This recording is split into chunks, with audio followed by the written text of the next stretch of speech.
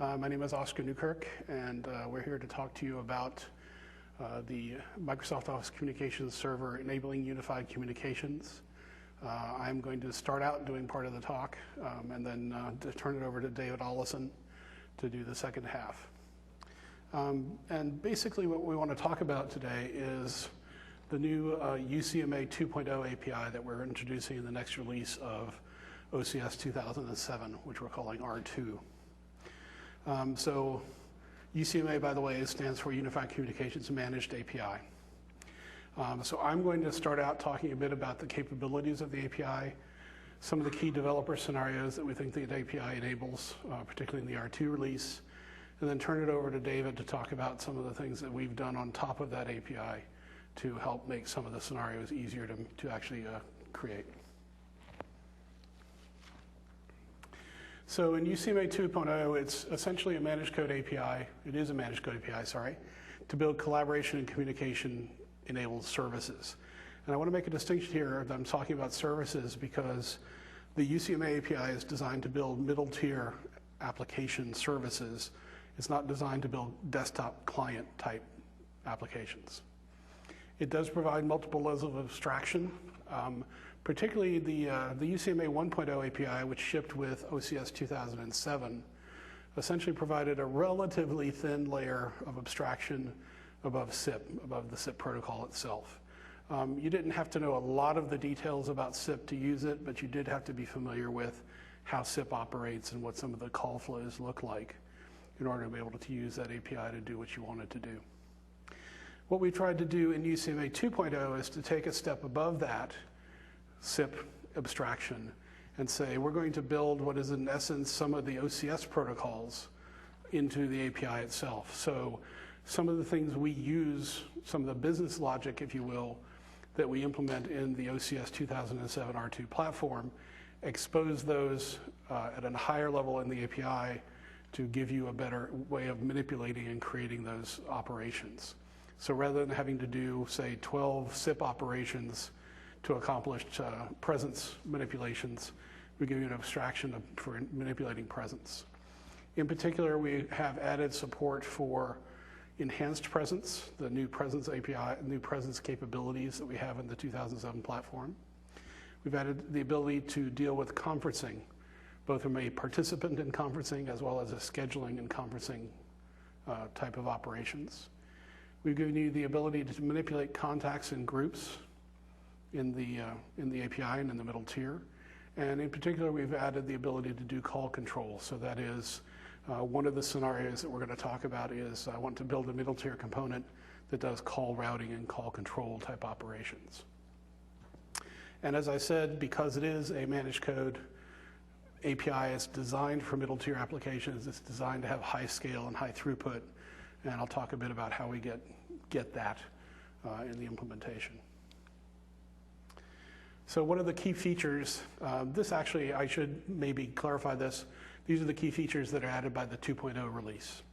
So the 1.0 release had a set of standard presence and IM type features. These are the things we've added in the 2.0 release. You have the ability to query, publish, and subscribe to the enhanced presence capabilities the OCS platform provides.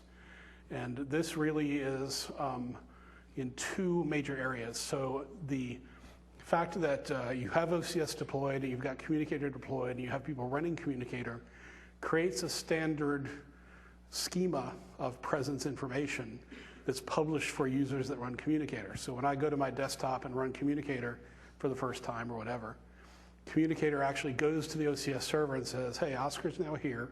I'm going to start publishing a bunch of information, a bunch of instances of presence categories about Oscar. And Communicator does that as part of its normal operation. So it publishes online, offline, that sort of thing, that kind of high-level stuff. But it also publishes things for me such as calendar information. When you go into Communicator and look at someone's calendar, let's look at a contact and look at their contact card and it says busy, free at 2 o'clock. That's calendar information that Communicator is actually publishing for that user on their behalf. So there's a bunch of that sort of information, a schema around that information that exists in the server because Communicator is publishing it for people. You have access to all of that schema and all of that data using the UCMA API from the middle tier. But in addition to that, you have the ability to create your own custom presence. You can create custom categories of presence. You can publish those custom categories, and you can, of course, subscribe to or read those custom categories as well. Contact and group services essentially is the ability to manipulate contact information and to manipulate groups. This one is not probably quite as common as some of the other scenarios I'm going to talk about, but it is possible, for example, for you to write a middle tier service that goes in and adds someone to everyone's contact list in the organization, or goes in and says, here's a list of people, here's the contacts that I'd like them to have, here's the group I'd like those contacts to be in, and have that be manipulated and populated for them. Okay. One of the really nice things about the UCMA 2.0 API is we've added the ability to do multimodal communication to it. So the 1.0 API supported IM. However, it really only supported, well, two-party IM. What we've added in UCMA 2.0 is a couple of things. One, the ability to support both IM and video sessions. I'm sorry, audio sessions. I always get that one wrong. We'll talk about that one in a minute. IM and audio sessions, but in addition to the usual two-party point-to-point sessions, we've provided the ability in the API to say, we're in a conversation, you and I are in a conversation, we need to add one or more people to this, let's escalate that existing two-party session to a conference and bring everybody together. So that's a fairly major addition to the API in terms of capabilities. So that's kind of the ad hoc, ongoing conferencing thing, escalating a session to a conference. We also give you the ability to do conference scheduling. So through the UCMA API, to go to the OCS infrastructure and to say, I'd like to create an instance of a conference. It's going to start tomorrow. It's going to go from 11 to 12. Here's the list of participants. Here's the role each of those participants will have in the conference. And essentially get back a conference GRU or conference tag for that instance. And then essentially that is the token you hand out to the participants. And that's the token they use to join the conference at the time they want to do that. Connection management is an important feature of the API in terms of providing the scale and throughput that you need to really write those middle tier, high throughput, high performance services. So rather than you're having to manipulate or maintain connection information between your application and the OCS server yourself, essentially what you do in the UCMA API is you tell the API what type of service you're writing, and it takes care of doing connection management under the covers for you. It creates multiple connections to the server, it manipulates that connection pool, it maximizes the throughput through those connections. But again, that's really something that happens under the covers and not something you really need to take a lot of, to have a lot of knowledge about. And the last one is a little, I really want to try and get this one across because it's a very important concept in the scenarios that you would use the UCMA API for. The UCMA API allows you to write these middle tier services that are executing somewhere in the cloud or in your OCS infrastructure on some server somewhere. And you can say that those services are trusted by OCS itself. What that allows you to do is to have that service manipulate things on behalf of users without having to have their credentials. So one of the types of operations you can do with the UCMA API is essentially instantiate a user endpoint, let's say for Oscar, and the endpoint can tell OCS, hey, I'm an endpoint for Oscar, don't bother asking me for credentials because I'm running in this trusted environment. And that can do things on my behalf, such as, for example, perhaps publish cell phone presence. And I'll talk a little bit more about that when we get into looking at some of the code and some of the scenarios. So the developer scenarios that we think are kind of interesting around UCMA, we're hoping that you will find these interesting and also find others that you are interested in doing, is automated agents, or what you'll probably hear us call bots most of the time. So automated agents are these middle tier components. They're out there running in the server somewhere, server cloud somewhere, They register with OCS as presence. You can have IM conversations with them, you can have voice conversations with them, but they're not people, they're automated components. The UCMA API is designed to enable that type of application. And in particular, when David comes up and talks about some of the stuff, some of the workflow scenarios, it's designed to allow you to do them really pretty easily. Because we can deal with audio calls and we can do call management, call forwarding, call routing, you can build automated call management applications in the middle tier using the UCMA 2.0 API. So you can do automated call distributors. Basically, the application publishes it, not only its presence in terms of an IM ID, but it also publishes a phone number that it owns.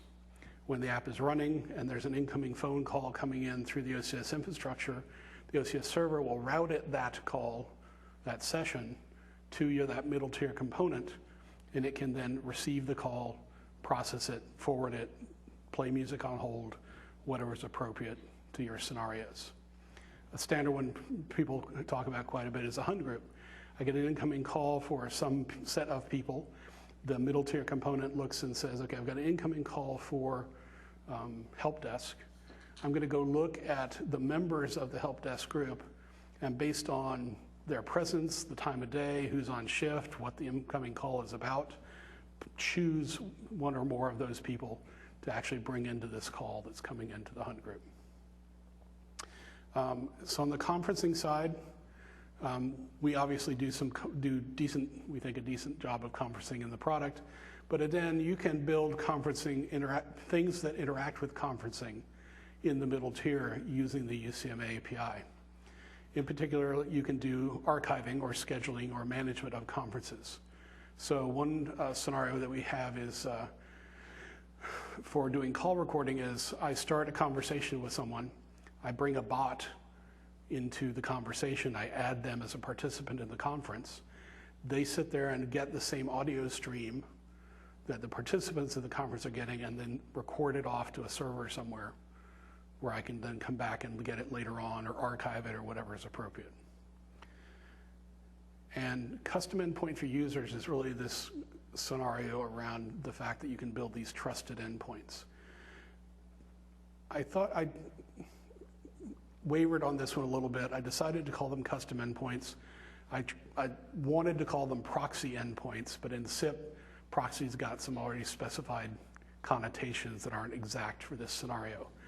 But essentially, as I said, this allows you, using the UCMA 2.0 API, to instantiate an endpoint on behalf of some set of users and to provide services for them. So one example of this scenario is a gateway to other devices or environments.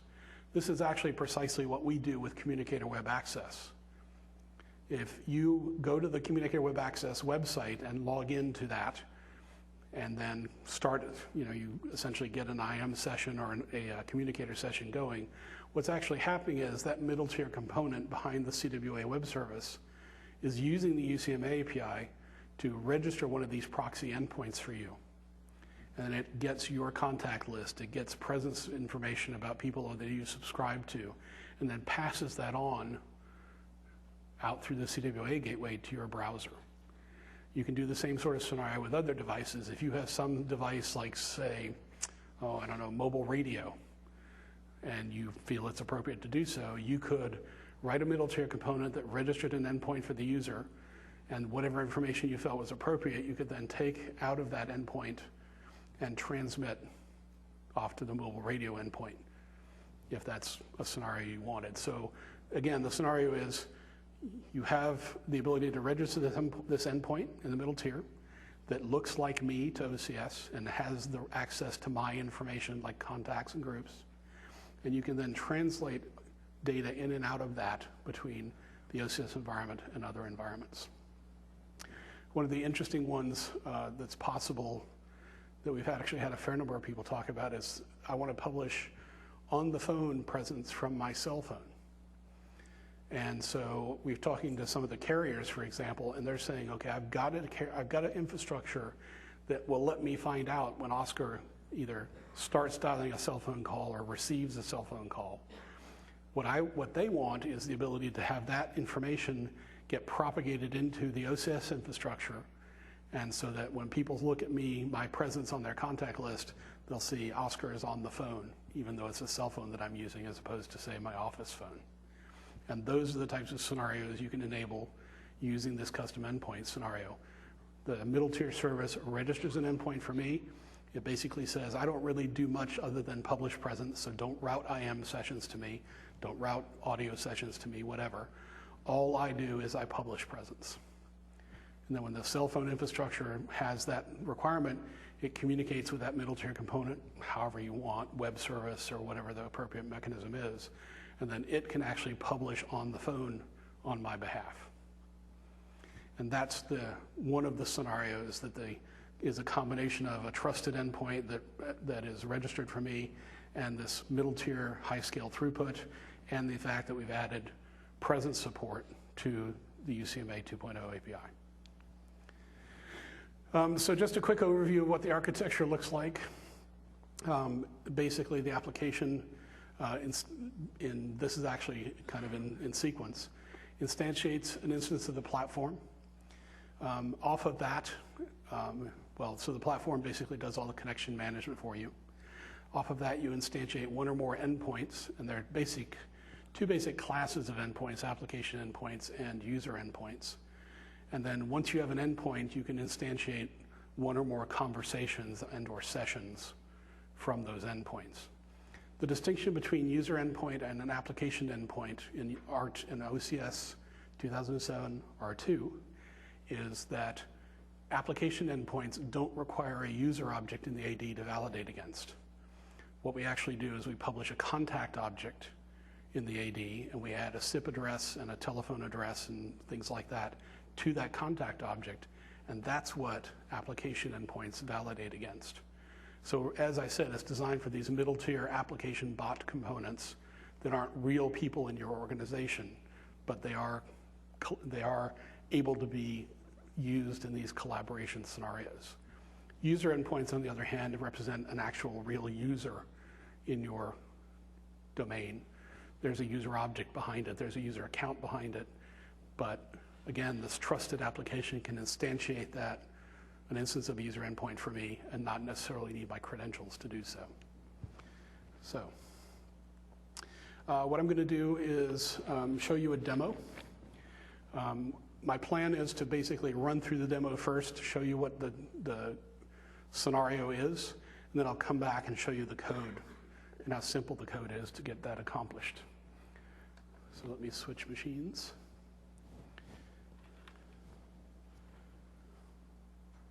And wake things up here.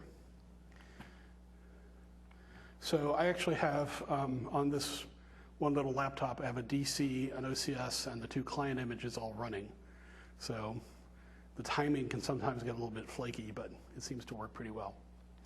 So here's my secondary user. Here's my primary user. And I'm going to go wake my secondary user up just for a minute, just to make sure things are working. And let me get rid of that for the moment. So here's my application. It's just a standard console app. Let me just start it without debugging. And I'll show you what it goes through. So the code uses the UCMA API to register one of these application endpoints with OCS. And if you look down here in Communicator, you'll notice that team calls actually come online and available. So this is my bot. This is my application component running in the middle tier. And he's got a fairly standard set of capabilities. So if I double click on him and say lunch, for example, what he's going to do is turn around and go look at the members of a distribution group that have decided that they're willing to do this we'll go out to lunch together scenario, and find out who's A, online and available, and B, has in their note the fact that they want to go to lunch. So we found one person here, and this usually delays for some reason. My session's not coming up, but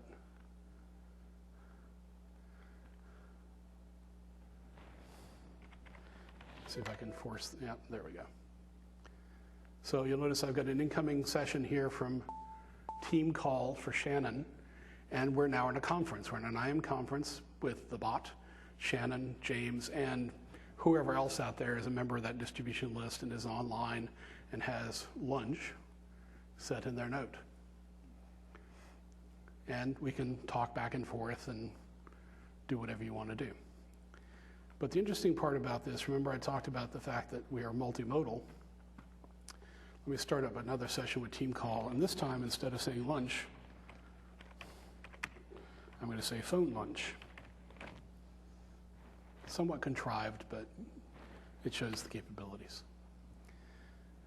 Oh, did I change my, oh yes, I'm sorry. I'm reminded that is case sensitive.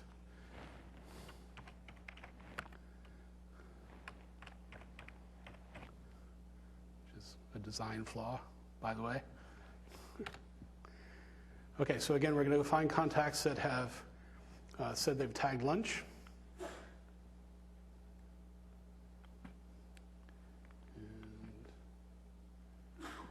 Yep, here we go. So here's Shannon again, but you'll notice that this time we are actually in an audio conference. So I'm going to say, great, Shannon's going to join the conference, and then come back here to James, and he's going to join the conference. And now we can talk among ourselves and decide, who's in the mood for Thai, where are we going, things like that. So, fairly, as I said, a fairly contrived scenario, but the things I really want to get across here are the bot handles both voice and IM sessions, not only two-party sessions when James started the session, but also taking that existing session, whether voice or video, and escalating it to a multi-party conference. Okay. So let's go look at some code. My breakpoints. Okay, so you'll remember back to my diagram, essentially what we're doing here is we're just really going out into our configuration file and getting a bunch of settings that we're going to use when we actually come in here and start the collaboration session.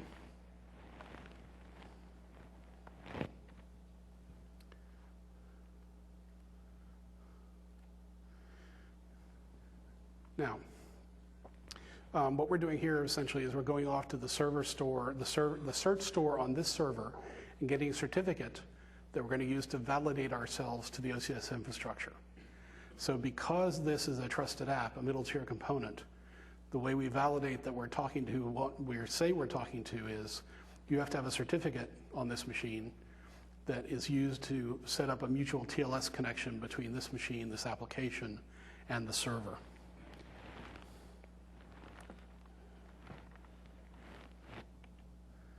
I'm going to switch over to this other keyboard since I'm not seeming to have a lot of luck there. All right, so here's where we're actually getting the platform settings out of our configuration file.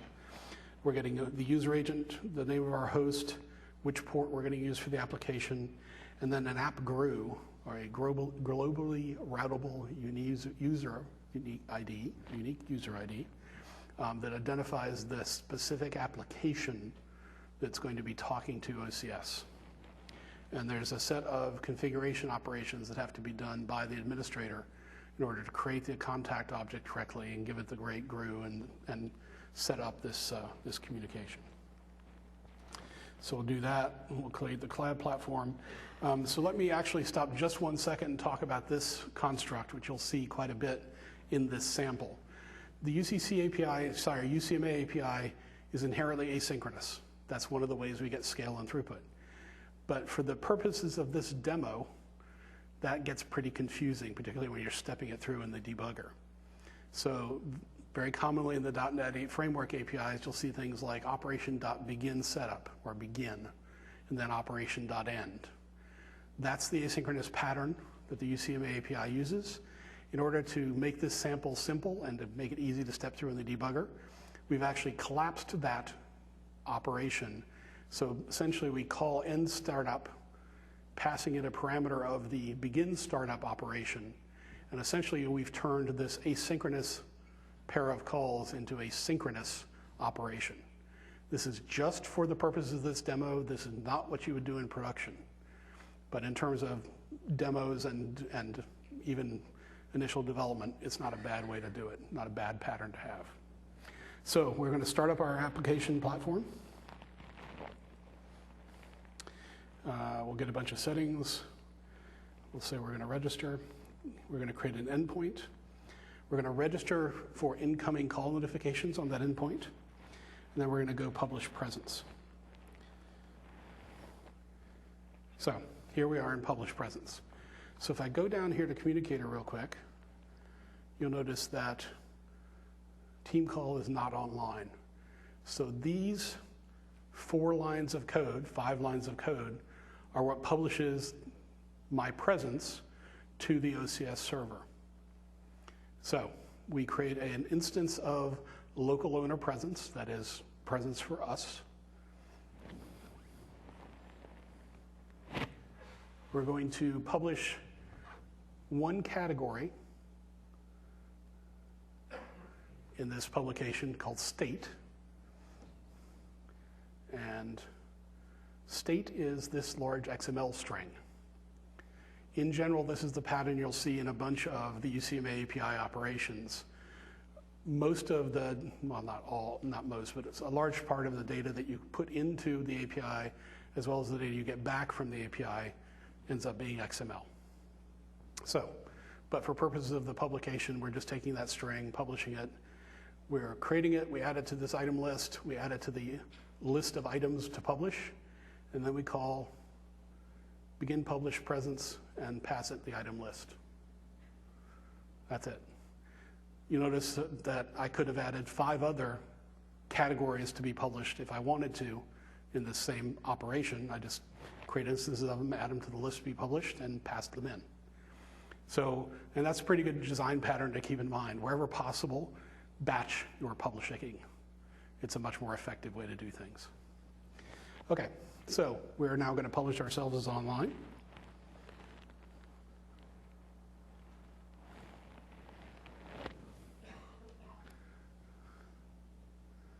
And we missed a couple of the debug prints, but you'll notice we now come up and are online and available.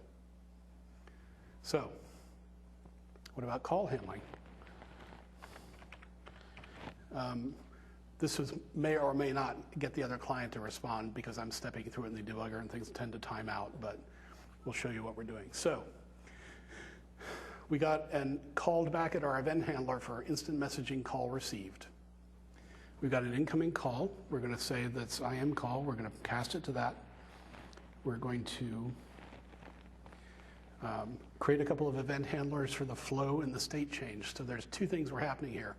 The flow event handler basically gets notified when incoming messages arrive.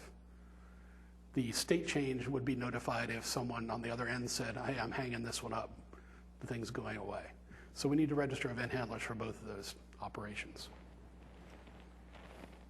Step through that and send an accept.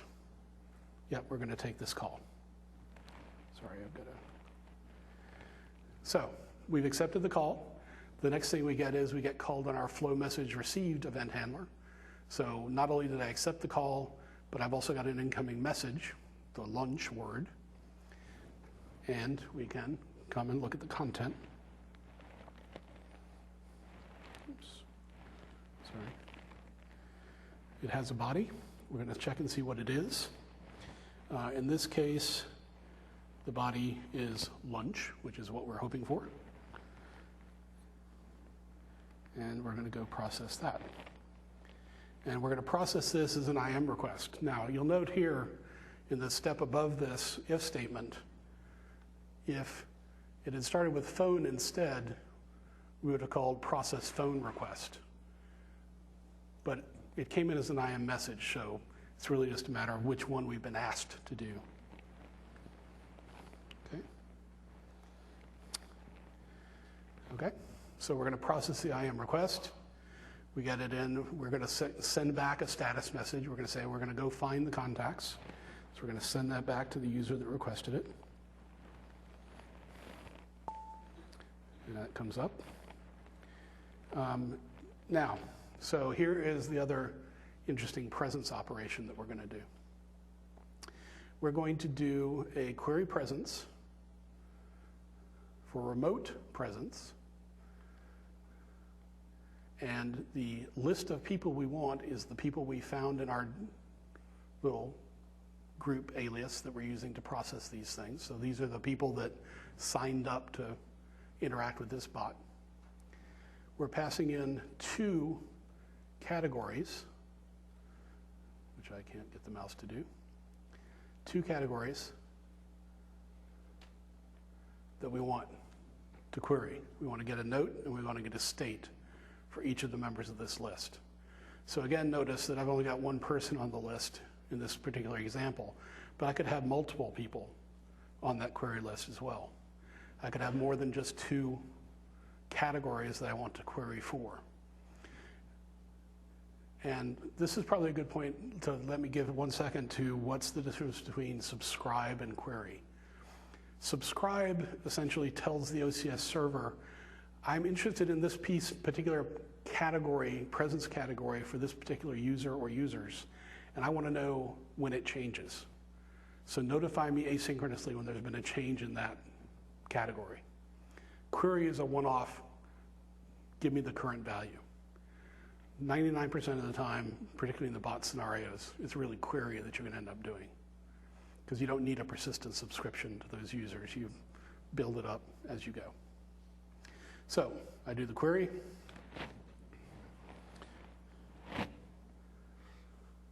I get back a set of matches, or I'm actually going to instantiate a set of matches. And then I'm going to step through my query response, looking at what I got back. So for this particular query response, I got back an availability of 5,000, which actually means I'm not going to be able to do this because Shannon went to be busy or idle. But the note is not empty and it is lunch. So I'm not going to show you, I'm not going to step through the code, but if you actually go look at this evaluate presence implementation in this sample, and by the way, this sample is available to you in the hands-on lab in the big room. It's sample 5 in the OSET and the Unified Communication samples. So you want to go play with it and step through it yourself and look some details. It's available to you there. But what I got back in the query response essentially was, again, a big XML blob that I'm not going to step through. And all evaluate presence does is essentially go and parse out the XML and look for the bits that I'm interested in this particular scenario. Okay. So if I find anybody that matches, I'm not going to at this point again because things are timed out. But let's pretend that I have. So I'm going to say IAMFlow end send message, begin send message. I found this many people. That's coming back to the person that did it. So here's the interesting part. Let's call this an IAM session for a moment. Basically what I'm going to do is I'm going to cache away this particular IAM session. I'm then going to take it and say, I want a conference session join, or begin join, I should say. I then want to call begin escalation to conference, or begin escalate to conference. Then begin invite remote participants, and then the list of participants here. So what are those 3 lines doing? They're saying, take my existing 2-party conversation between me and the bot, tell the OCS infrastructure we're going to convert this to a multi-party session. Here's the participants that I want to be included in the multi-party session, and then do it. Send them the invites to the multi-party session. So the bot and I are already in this 2-party session. The bot gets notified, hey, this 2-party session is being escalated to a conference. The people that are on the list that I'm sending the invite to are being told, hey, there's this conference that's going on, this IAM multi-party conference. You need to join this conference, or I'm going to invite you to join. You can turn it down. 3 lines of code. We were in a point-to-point session with 2 people.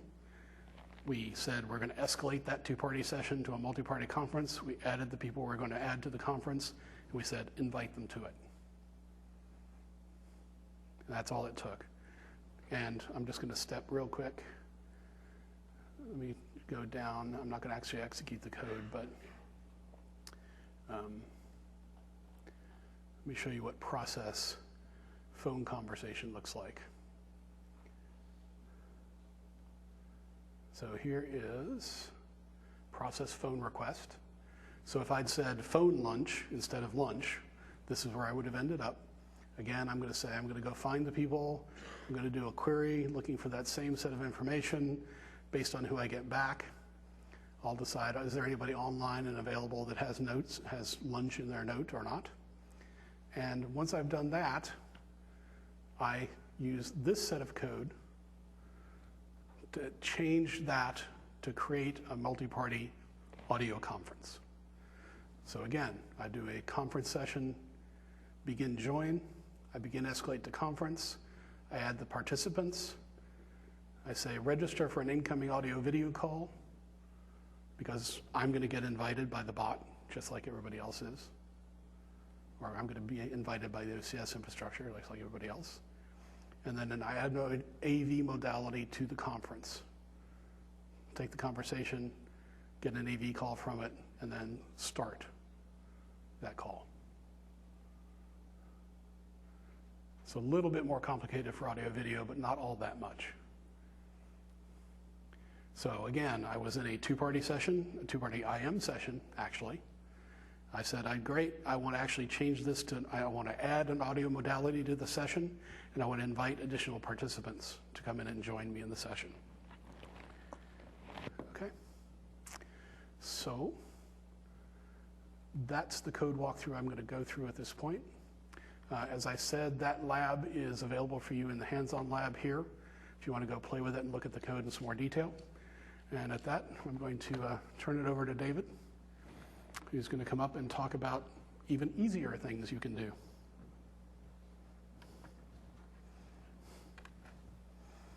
I'm sorry, I gave the wrong one, didn't I? Okay, well, thank you, Oscar. So I hope you hear and understand that we put significant effort into our UCMA 2.0 release. We've raised the level of abstraction, substantially above the SIP layer, which is really around about where UCMA 1.0 was sitting. So could it get any easier? That's what I hear you ask. And indeed, in this upcoming R2 release, what we have done is to integrate UC capabilities with Windows Workflow. Now, I'm sure most of you are aware of Windows Workflow, but I'll just spend a couple of seconds talking about the basic premise here. Windows Workflow is really a collection of managed objects, or activities as they're called in Windows Workflow speak, together with a really cool visual designer that allows you to lay out and link together all the objects that you require to build your business process. Now, it's a framework, and it's designed to be extended. I mean, obviously, Windows Workflow comes out of the box with many useful constructs and activities, but it can't cover all of the specific needs of any specific business process. So it's designed to be extended, and that's exactly what we have done with this release of OCS, is to extend Windows Workflow to have UC capabilities. And by UC capabilities specifically, I'm meaning instant messaging, presence, voice, and speech. Speech differs from voice. By speech, I mean speech recognition and text-to-speech. Now, you've heard a lot. Maybe some of you were at the earlier talk from Chris Mayo and Chris Schindler, and you've obviously been listening to Oscar. There are several scenario areas that this opens up, and I don't want to repeat any data that you've had before. So let me take my swing at the kinds of scenarios that this opens up. Under the broad heading of business process communications, one main area is alerts and notifications. Here you might have a business process, say broadcast IM, for example. Broadcast the same message to your entire employee set via IM. Maybe it's saying something like the email server is going down in 5 minutes. It's not something you want to give through the email channel itself, so you can use that kind of a broadcast IM alert. What about the salesman road warrior wanting to be alerted about important voicemails or emails arriving in their inbox back at the office? That can happen either by phone or by IM as well. Those are the kinds of, having a business process reach out and ask for approval, and it's a vital that the approval happens within a certain time frame. That's more like an alert and a notification type scenario.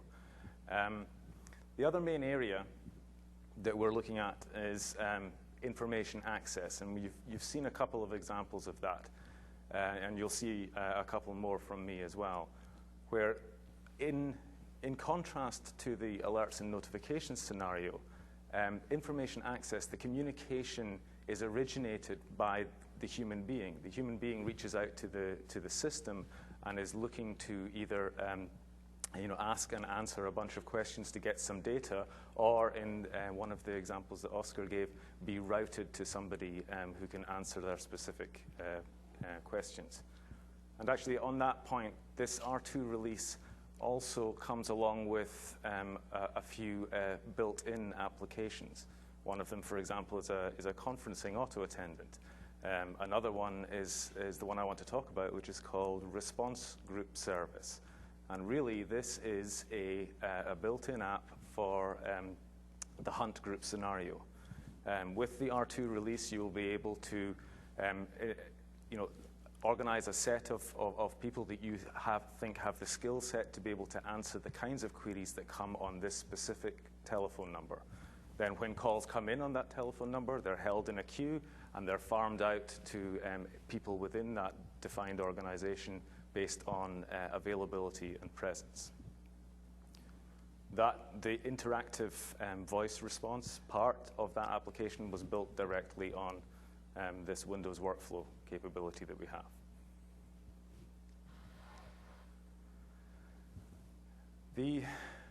Obviously, it's built on top of Windows workflow. The point that I wanted to make here, and the specific point, was that it really is genuinely an extension.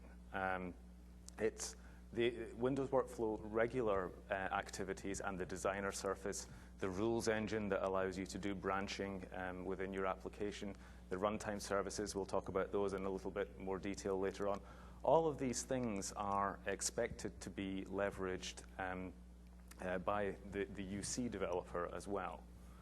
And we haven't in any way compromised that story. Similarly, out of interest, Windows workflow itself is not tied to or does not require any specific host. And by adding UC capabilities, UC activities to that, we've not changed that story either. Several groups within Microsoft leverage Windows workflow and host it themselves, SharePoint, for example, being one of them. The other foundational API sets that our UC offering is built upon are obviously the UCMA 2.0 core that Oscar talked about, but additionally the Microsoft speech capabilities. Again, that's the text-to-speech, or TTS, and automatic speech recognition, or ASR capabilities. So we will shortly drop into a demo, and then I'll go into the code in more detail, but I just wanted to call out the key activities that we have added to workflow and talk a little bit at a high level as to what they do. So starting at the top, we have call control. Now, I put call in inverted commas there. I mean, I think the point's been made quite strongly now. By a call, we don't just mean a phone call. We mean a phone call or an IM call. It's multi-channel or multimodal, if you will. Going clockwise around from call control, the next 4 elements are all the kinds of elements you need if you're going to build a dialogue system between a human and a machine, whether that be a voice dialogue or an IM dialogue. So let's take them one at a time. A statement is really where the system is presenting some information to the user, but it is not expecting a response from the user. In the voice world, you might think of that being the welcome to my application initial prompt. There's no response from the user expected at that point. And similarly, if an IM bot were to present some information to the user without asking a question, that would be also something you might want to use a statement for.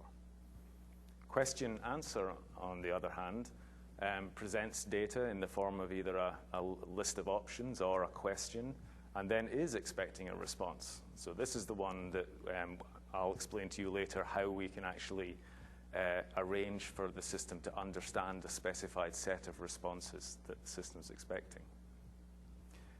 Commands and events, those are subtly different. They are to handle the case where the user does make some kind of a response, but it isn't answering the question that was asked. So in a voice scenario, for example, the user might say help or operator because they're essentially confused or they don't know how to move the system forward.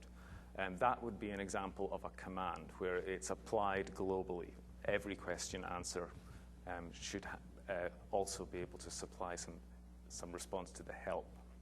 And events might be that the user's input is misunderstood several times in a row, creates the event that perhaps they need to be connected to a live agent. The final element is query presence. You heard Oscar talk about subscribe and querying is what's supported natively in as a Windows workflow activity. Actually, presence has two elements to it, two main elements at least to it, that can be queried through this query presence. The first is your availability. That's things like let's say busy. Busy is a kind of availability. And the other is your current activity. And I don't mean activity to be confused with the Windows workflow activity, but what the person is actually doing at the time. So for example, you might be busy and also in a call or in a meeting. And those current activities, if you will, are what is making the person busy. Right, so I'm going to move on and show you a demo, but I'm going to tell you a little bit about the scenario of the demo first before moving over to look at the code. And the first thing is that it's called Student Helpline. What this means is that a student is able to either phone in or instant message into this bot and be given a series of options. Either they can ask for and retrieve data without actually speaking to another human being, or they can ask to speak to a professor. And in the case where they ask to speak to a professor, the system will go and find a professor that is actually available in an intelligent way and route the call only if they are available. So I'll run through the application, two scenarios, one voice, one IM, and then I'll come back for a couple of slides, and then we'll go back into the code. Now, Sharon and James went for lunch, I think, in the last half an hour, and now we find out that actually Shannon is James's professor. So there would be a collection of professors. This is like the intelligent routing, presence-based routing, but we only have one for this demo. So the fact that she is do not disturb means that this scenario is not going to work for us. So let me just stick around to available. Moving over to this view, here's James. James is the student, and he is, first of all, once I start the application, is going to make a call to the app. But first of all, let me start the application. Okay. So let's have James go ahead and call team call.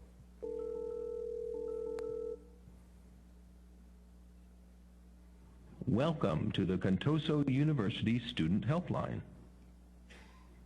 Please choose from one of the following options. Say Contact Professor or press 1 to connect to a professor. Check Timetable or press 2 to hear your timetable. Or check Dues or press 3 So I chose not option number 1, to be connected to a professor. Please say or enter your student ID number. 1, 2, 3, 4, 5, the obligatory. Sorry? A professor is available to help you. I'll transfer you to that professor now. So hopefully Shannon's phone is now ringing. Yes, it is. And now both the student and the available professor are now in a voice conversation. Let's run the same thing quickly as an IM session. So now James just contacts via IM. He wakes the bot up, just says hi, and the IM bot comes back giving the same set of options as were offered over the telephone. Either contact a professor, check the timetable, or check his dues. Let's say my timetable, please. I'm asked for my account number again. And, oh, which day do I want? Well, let's say today. And it gives me my, the student gets his timetable for the day. And that is one of those query response where the information is supplied automatically without the human involvement. So let me flip back to the deck. I've got a couple of slides that oh, is it laptop?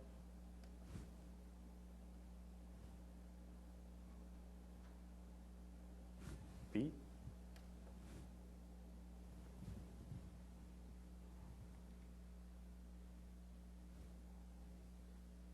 What happened?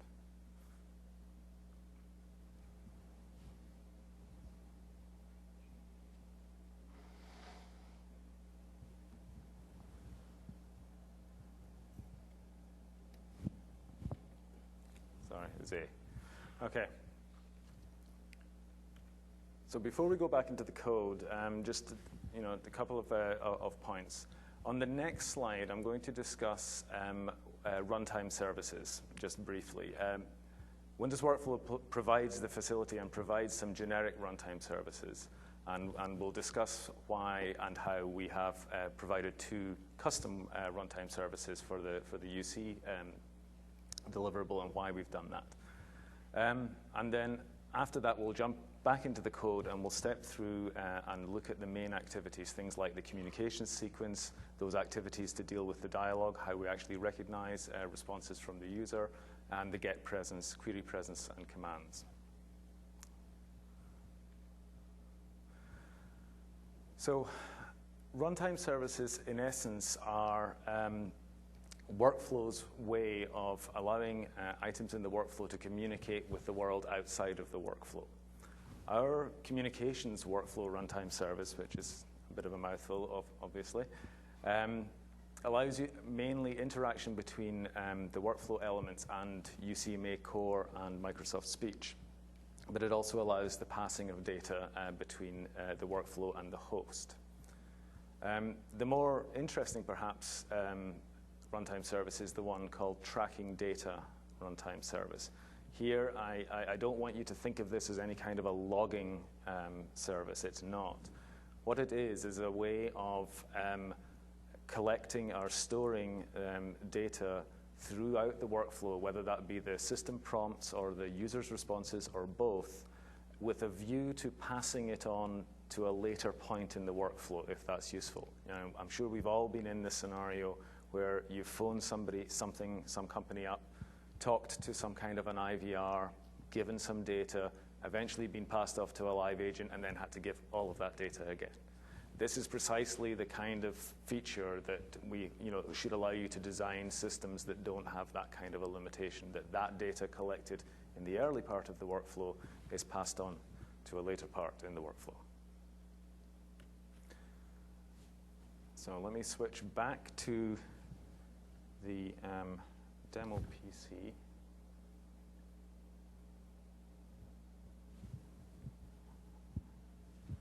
And I'm going to bring up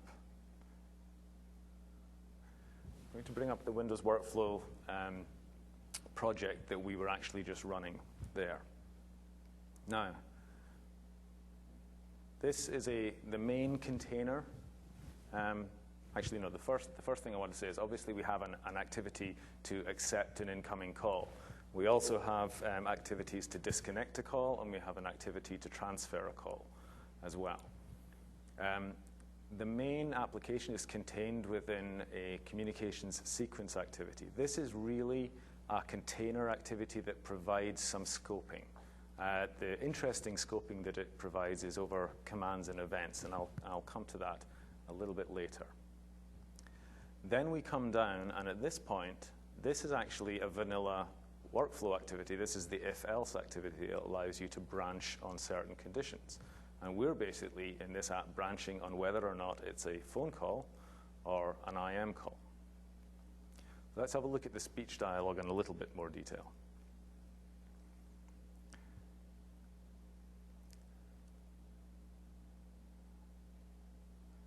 So here in the speech dialogue, we have the first thing is what's called, and it's another Windows workflow activity called a code activity. It's probably a useful point in time to mention now that the workflow offering here is not something that you should view as an either-or between this and UCMA 2.0. Workflow provides two key concepts that are very useful if you want to write vanilla code as well. The first is a code block where literally within that block, double-clicking that block will take you to the code that sets recorded waveforms for this application. If you remember when we phoned up the application, the speech sounded like a recorded waveform. It was not text-to-speech, and it was that code block that set that. But the point I'm trying to make is that if you find a limitation or that you need, you're building a workflow application, but you actually need to do some of the more complicated aspects that Oscar was talking about in UCMA 2.0, you are absolutely able to do that, either using a code block or using a custom activity, where you can actually roll your own activity, put it into the toolbar, and have it be a reusable component thereafter. This next activity here is that statement that I was talking about. This is the thing that says, "Welcome to Contoso Student Helpline." And here we have a question answer. I just want to bring up the properties of this one. But we talked about the key aspect of question answer is how do we deal with the answer? The first thing I'm going to show you is the ludicrously easy way, but is also, I would have to caveat saying this is definitely a prototyping tool, right? Not what you would do for a custom application. But what we did for this demo using the prototyping was literally just populate a string array. So if you want to go to the professor, we've entered items like contact professor or simply professor, check timetable or timetable, check dues or dues. And the branching code is literally looking for any input that contains the word professor or timetable or dues. Now that's very convenient from a prototyping perspective, but clearly this doesn't scale. I mean, what happens if people want to refer to the timetable as the calendar or my schedule, and you don't want to get into a situation where there's a huge or condition for the types of things that you're looking for. So the correct way to do grammars, as you move into a production system, our Windows Workflow offering also supports you building a grXML grammar, which is an XML format that essentially allows you to, the main power of it is to allow you to define a whole set of phrases and say, all of these phrases have exactly the same meaning, whether they said calendar, schedule, or diary, or whatever. And so that would be the way, and the return value, instead of being just the actual return string, you would return this semantic tag or this label that says, defines the meaning of the input from the user. We had the next QA here, question answer here, which asked for the student's ID. It's probably useful to mention at this point that although I ran through the application using touchtone or DTMF input. It's enabled for either touchtone or speech. In this case, I ran through it with touchtone. We came down to this branch here, and this is our query presence activity. Literally, we queried the presence of all the set of professors. In this case, there were actually only two. There was Shannon B and Adam B, but I only showed Shannon's availability. And then following that, there's one of our code blocks again. This time, we're iterating over the set of professors and picking the first one that has a presence of available. And here we have a very simple branch that says, if someone is available, say, I found a professor, I'm transferring you to that professor now, and then do the blind transfer activity. And that's exactly what happened when we went through the code. And if no one's available, we apologize and eventually hang up. So I just want to go through the main activities that go towards making a UC workflow application.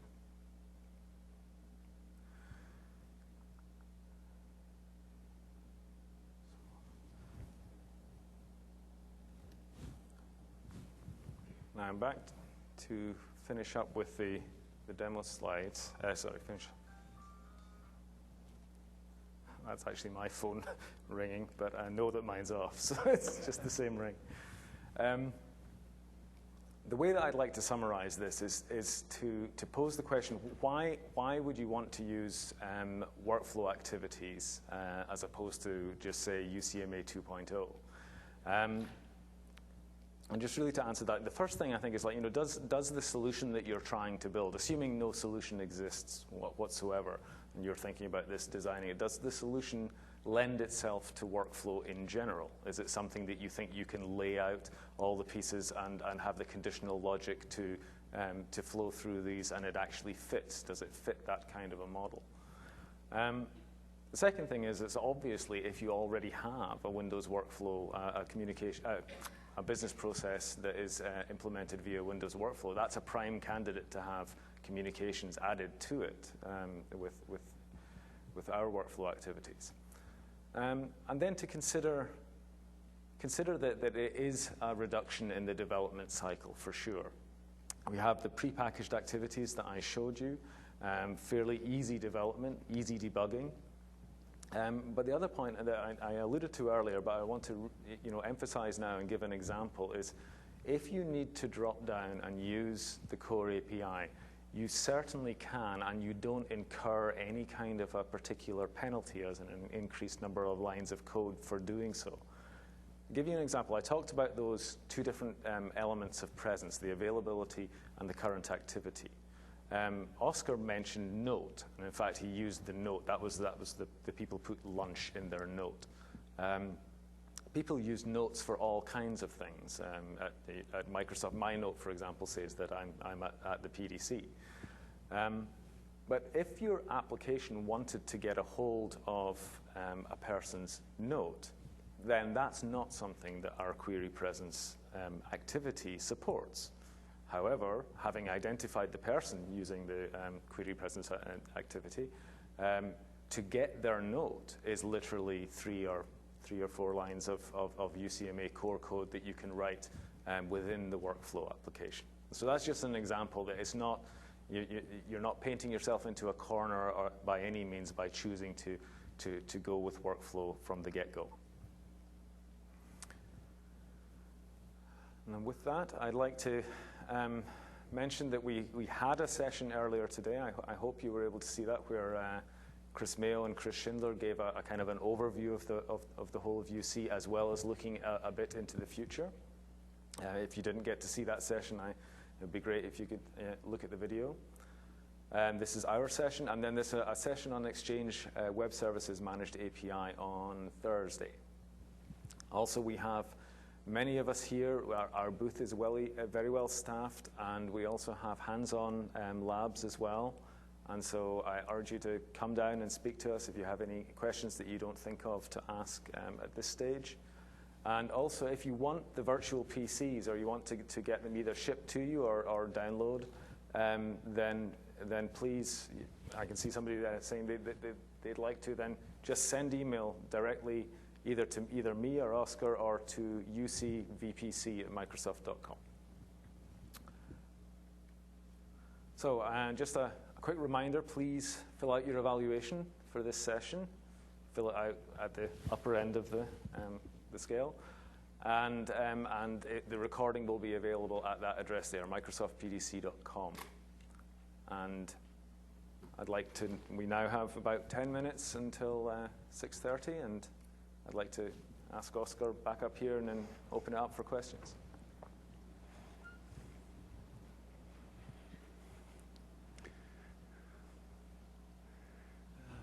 Hi. So I have a question about if you have any plans to support a full pub/sub paradigm, publish subscribe paradigm? Because right now, what I could understand, pub/sub, it's only related to presence, basically, right? You subscribe to somebody's presence and then you get notifications. But how about just generic pub/sub paradigm? Yeah, so the OCS server itself supports a totally generic publish-subscribe capability. What Communicator has done is defined a set of standard presence items, categories that it deals with, that it publishes and consumes. But when you're writing code using any of these APIs, you can define your own custom presence categories and put whatever data you want in them and also subscribe to them. So the server supports that and the APIs give you access to that. What I had in mind, not presence categories, but like topics, and I create the topics like a channel, and then I subscribe that channel and all kinds of events, and then whoever wants to subscribe, publish, and then whoever wants to subscribe subscribes to. All right. Oh, I'm Not sorry. presence, Are you talking about presence, or are you talking not about presence? No. okay, Generic so- publish subscribe mechanism. So is it in? Are you talking about chat rooms, persistent chat? Chat rooms is one application for that. It can be implemented, but like I don't know if you're familiar with like what XMPP protocol has, like a publish subscribe generic mechanism, or. I think you're going to have to give me a specific example of. Yeah. Okay. So I'll stop by at the. Okay. Before, there's Stefan Tain, program manager, and Marcelo Garcia, development lead, in the team. So even if you just want to have a chat straight after, that would be cool. And we're here all week, so. And one more question is about the guaranteeing the delivery of the messages. Do you guys guarantee delivery of the messages? What's the level of guarantee that? We don't guarantee delivery. So, for example, if I do a send message, I guarantee you I'll let you know whether it got there or not, but I can't guarantee it will. So if I don't receive a response that the message got delivered, I'll give you, I timed out, I didn't get a response. Okay. But I don't guarantee you that the message is going to be delivered. Does that make sense? Okay. Any other questions? I just wonder, what are the main things missing from the managed APIs compared to the COM-based APIs? So what are the main things missing from the UCMA APIs that are in the COM APIs? Video, I think, is about the only one. So the managed APIs don't allow you to do video sessions, video sessions. The UCC, the unmanaged COM APIs do. Okay. But I think that's about it. Sorry? A question about the audio that you mentioned in one of the slides. Is the audio only voice over IP, or it's extend to the traditional PBX networks? So the output from these workflow apps that do voice.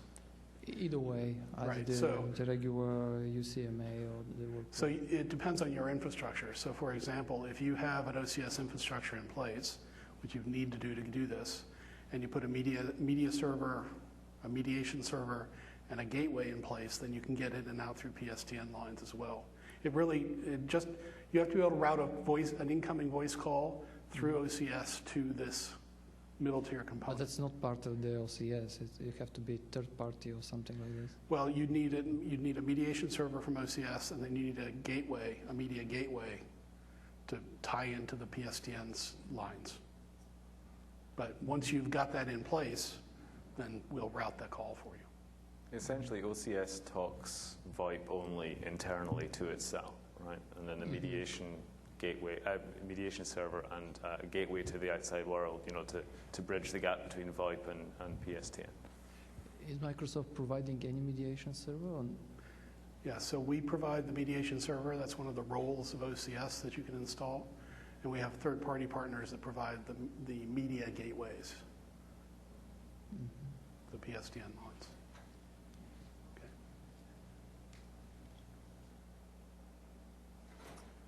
Okay, everybody's asleep. Either that or you're all waiting to go get the food at the vendor pavilion. Oh, The two. thank you all for coming. Thanks.